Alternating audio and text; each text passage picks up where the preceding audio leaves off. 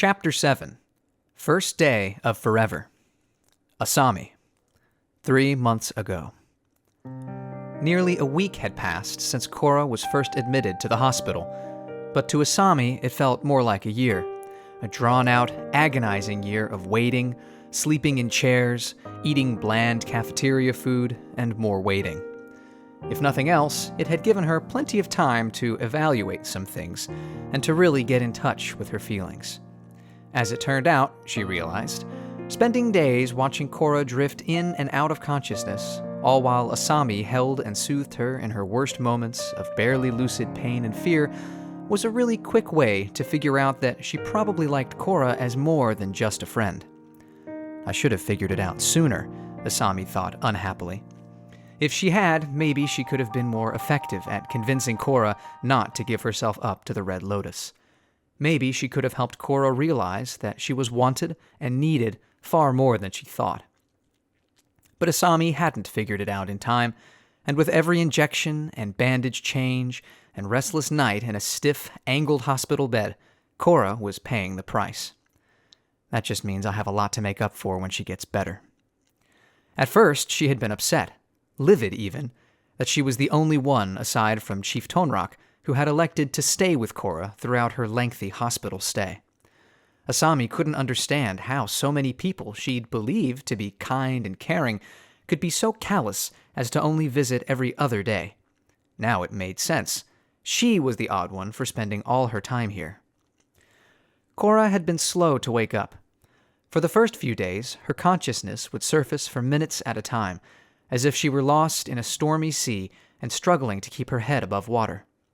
Every time Asami watched her best friend shut her eyes and slip back beneath the waves, she felt like part of herself was drowning too. By now, 6 days in, Korra was finally starting to stay awake for longer periods, and seemed to be regaining some level of awareness. With that came communication. Earlier in the day, when the doctors finally took Korra off her ventilator, she turned to Asami and croaked out a dry, scratchy hey. It was the most beautiful sound Asami had ever heard in her life. After a few hours of rest and a whole lot of water, Korra was finally able to hold a conversation, difficult as it was. The first thing she asked was if the airbenders had made it back to the city safely, because of course she would want to know that. Korra was selfless to a fault, and even though it made Asami a little mad, she couldn't deny it was one of the things she loved most about her. After Korra was absolutely sure that the airbenders made it out, she wanted to hear about her dad. Apparently, she'd spent all of her captivity believing he was dead, only catching a glimpse of his face just before passing out. Thinking about that made Asami's heart hurt. She couldn't imagine how horrible it must have been for Korra, with grief and rage and terror all burning her down to cinders, while the madman and his thugs poisoned her and ripped the air from her lungs. And they're just going to imprison Zahir again, Asami thought, sickened. That man should be dead. Her brief flash of anger was quelled by the relief on Korra's face when Asami told her Chief Tonrak was fine. He and Asami had been splitting their time with Korra 50-50, and he would be back tonight. Korra's mother wasn't far behind either, having departed for Republic City immediately upon hearing of her daughter's condition. Asami could already envision Korra hugging her parents so hard that they both passed out. Finally, she managed to get Korra to expend some of her concern on herself. When asked how she was feeling, Korra replied, "Honestly, like I got my ass kicked." Asami grinned. "You should see the other guy," she said, and Korra laughed weakly. Asami giggled in return, absent-mindedly drifting her fingers in little patterns on Korra's leg. But their moment of levity was swiftly ended when Korra's face fell. Her eyes widened and began tracing over her bedridden form. "Asami, I can't feel my legs." "Oh." Asami forced a smile. "I won't cry, not while Korra can see me." "The doctor heading your case is supposed to talk to you later today," she said, taking Korra's hand in her own. "I'm sure he'll be able to tell you when you'll start to recover." She spoke about it like it was a sure thing, because it was. Korra would recover, stronger than ever. Anything else was too awful to contemplate. Korra kept staring at her legs. Okay. Okay, yeah, good. It's going to be all right, Korra, Asami said. When her friend looked at her with eyes full of fear and doubt, Asami just told her again, You're going to be okay. Korra nodded, slowly, stiffly. My hands feel weird. She sounded more confused than alarmed. I can't really feel a lot. Asami pushed down the hatred boiling in her stomach. Hadn't the doctor said that the poisons Zahir used could cause nerve damage? And they're just going to keep him alive. It made Asami want to scream. My back hurts. Korra shifted slightly beneath the thin bedsheet. That really hurts. I fell, didn't I? You're going to be okay, Asami repeated, as much for herself as for Korra. You got knocked around a little, but you'll recover just fine. If Korra heard her, she didn't show it. She just kept staring at her legs. Keep it together, Asami told herself. Stay positive, no matter what. Other than your body, how are you feeling? She asked. When her friend didn't reply, she made herself smile again, plain and pleasing, just like her father taught her. You were really amazing out there, you know. You should be proud of yourself. Korra's blue eyes lifted, so bright and clear, like pools of still water beneath a full moon. Asami? Her voice wavered. I had a really bad dream. I'm sorry, Asami said, in what was hopefully a comforting tone. Do you want to talk about it? Korra shook her head. She hugged herself, though there was something about the motion that seemed off to Asami, as if Korra's arms were heavier than they ought to be. It doesn't matter, Korra said thinly. It was just a dream. Well, if you ever need to talk about anything, I'm always here for you, said Asami. Korra rubbed at her eyes. The movement of her hands was stiff and awkward. Okay, thank you. Always, Asami repeated. Bad dreams, back pain, someone on staff looks at you funny, you let me know. I'll be there and I'll make it better if I can. Korra's lips curled into a faint smile. I know you will. From there, the conversation turned more casual. Korra asked about Chief Beifong and her sister, about Tenzin and his family, and about Bolin and Mako. Asami told her as much as she could. Bolin had stopped by a few times, always loudly complaining that he wasn't allowed to bring Pabu along. Mako was being his usual grumpy self, but he had visited once a couple days ago after Asami threatened him enough times.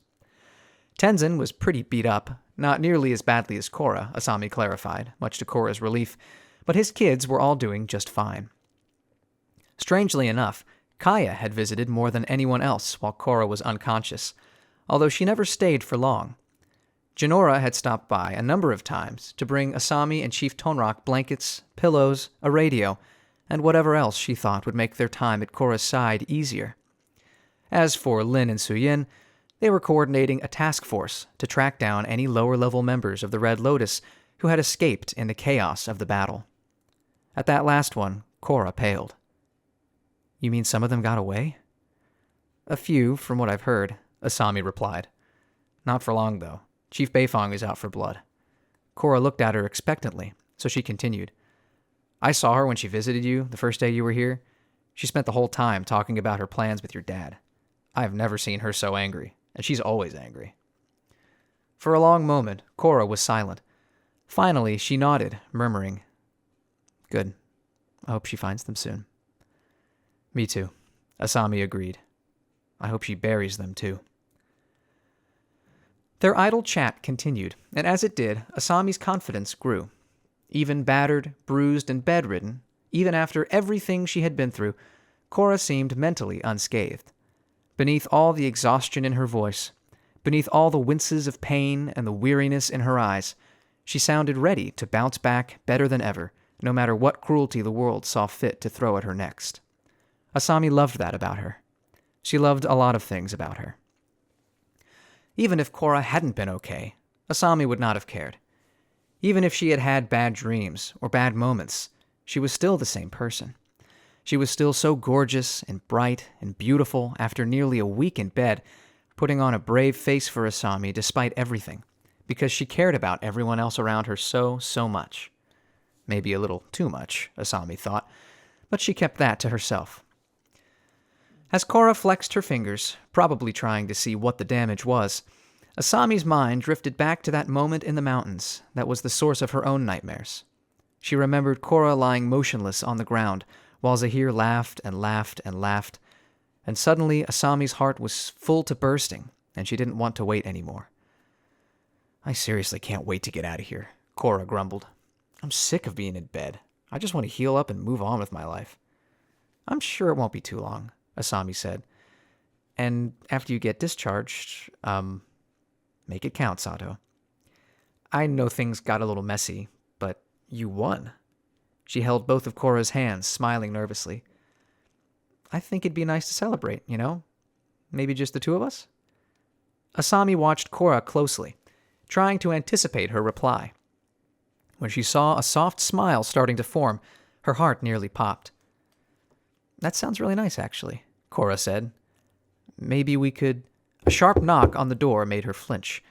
Asami turned to see a man entering from the hall.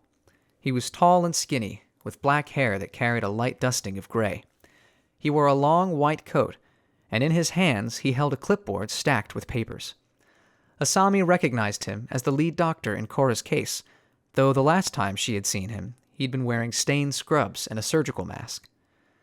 "Avatar Korra, it's good to see you awake," he said. "I'm Dr. Zhang, the physician heading your treatment here." Hey, doctor," Korra said. "I really got my ass kicked, huh?" Asami giggled. Korra had made the same joke to her earlier, but that could be their secret. Just hearing her friend use any humor at all was a blessing. Zhang's lips smiled. His eyes did not. "Yes, it appears so." He turned to Asami. "Miss Sato, if you wouldn't mind waiting outside, please. Avatar Korra and I have much to discuss." "Of course," Asami said courteously. She gave Korra's hands one more gentle squeeze before rising from her chair and making her way to the door. "I'll be right out here, Korra. You've got this, no matter what." Korra gave her a little wave. "No matter what," she said back. With that, Asami stepped outside and waited. "I'm sick of waiting," she thought sourly. "Even with Korra awake, I'm still waiting." The board of directors at Future Industries was doubtlessly getting impatient as well, given that Asami still hadn't met with any of them since her return to the city. She expected she could win them over easily enough, though. After all, her taking an extended leave of absence while Korra recovered would just mean more control over design and output for them. And besides, with the portfolio in her name set up by her father, she could more than afford to take the time off. Sighing, Asami stepped around the corner to check the clock. It would have been a little more useful if she had taken note of the time right after leaving Korra's room, but based on the data she gathered, she guessed that she had been standing in this stupid hallway for somewhere between 10 minutes and 10 hours. As the seconds dragged on in silence, Asami grew more and more certain it was the latter. Some of the rooms on this floor had windows facing the hall. The windows had blinds, and Dr. Zhang probably would have just closed them, and Korra's privacy was important, but at least if Korra's room had one of those windows, Asami could have felt a little closer to her, if only in spirit. Finally, she heard a doorknob turn. She spun on her heels just in time to see Zhang exiting Korra's room. He glanced her way, let out a sharp sigh, then swiftly brushed past her and left down the hall. Asami watched him go, then turned to the door. The instant she passed through it, something tightened in her chest. Korra was still there on the bed, right where Asami had left her, but she looked so far away. Her hands lay at her sides, motionless. Her shoulders were angled forward slightly, away from the angled mattress. Her beautiful blue eyes were wide and distant, and her lips were barely parted, as if frozen in the moment of her final breath. Stay positive. Keep it together for her. "Korra?" Asami spoke softly, closing the door behind her as she entered the room. "How'd it go?" Korra didn't respond. She didn't even move. "Hey, I'm right here." Asami sat in the chair at Korra's bedside. "You can talk to me. Or if you don't want to, that's okay too. But I'm here for you, okay?" Her best friend's lips moved, but no sound came out. "I'm sorry, I can't hear you," Asami said. Korra's shoulders shivered. Her eyes grew more alert, more panicked, as if she were staring at some horrible monster that only she could see.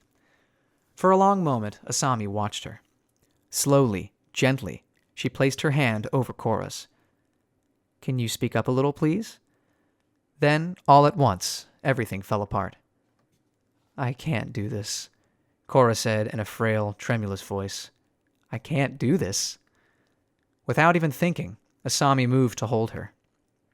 Korra shifted, her torso twisting awkwardly while her legs remained unmoving beneath the sheet, and Asami felt her best friend collapsed against her. "Do you want me to go find your dad?" "No!" The word cracked like breaking glass. "Don't! Please don't!"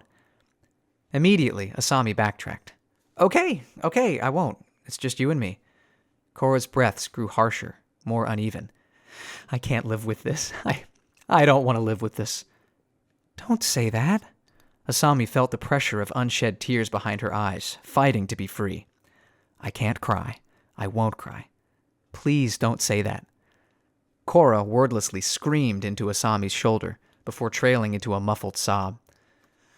Asami stroked her free hand through her friend's long, dark hair, whispering useless platitudes, unsure if Korra was even listening. She didn't know what else to do. "You're gonna be okay, remember? You're not alone. I'm right here with you. I'll always be here when you need me." She thought she felt Korra nod against her chest, so she went on. "I've seen you overcome so much. I know you can overcome this too." "I don't want this," Korra wept. "I don't want this." "You don't have to face this recovery alone," Asami tried to remind her. "You have me, and your dad is here, and your mom is on her way up from the south." Her best friend's eyes widened with terror. No. Korra was shaking. "No, I can't live with this." "Yes, you can," Asami told her firmly, drawing upon her father's many lessons on elocution. "Speak clearly, sit up straight. Do not presume to say something unless you mean it. You can and you will. I don't care how badly Zahir hurt you. You are better than him, Korra.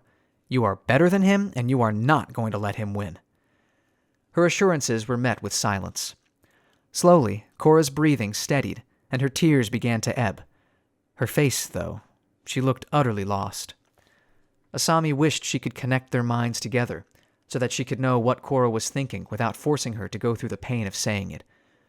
When at last Korra spoke again, she sounded so small, so confused. "Zahir?"